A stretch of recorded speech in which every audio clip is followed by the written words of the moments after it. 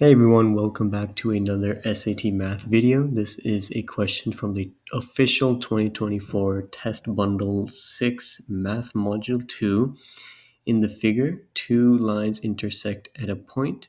Angle 1 and angle 2 are vertical angles.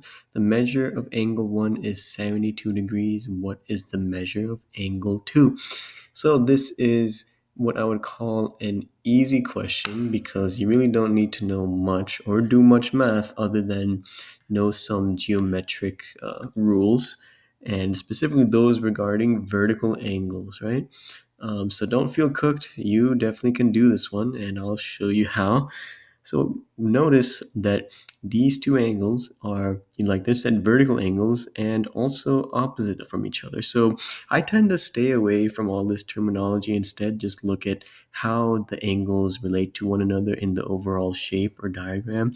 So anytime you see two angles that are opposite each other like this, that's usually a pretty good sign that they're going to be exactly the same. What I mean by that is, say you have like some angles like this, right? Or kind of like exactly how we drawn here. Like, so let's say we have our angle 1 and angle 2, right?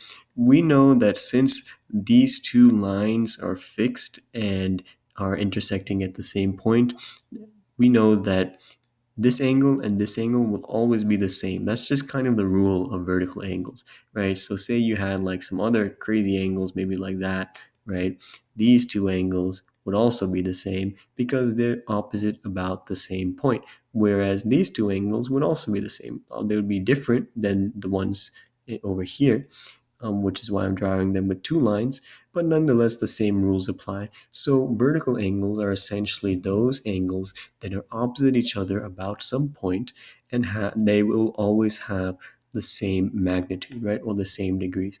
So knowing what we know now about vertical angles, we can now deduce that angle number 2 will be equal to 72 degrees. So there you have it. This one was pretty quick. It is the second question in the math module too, so I wouldn't expect it to be too hard. Let me know if there's anything I can do to improve these videos or if anything was unclear. As always, check out Khan Academy. They have a lot of great SAT and ACT math videos and resources, as well as for other subjects if you'd like to be a self-studier or independent learner. And of course, thank you so much for watching, and I will see you in the next one.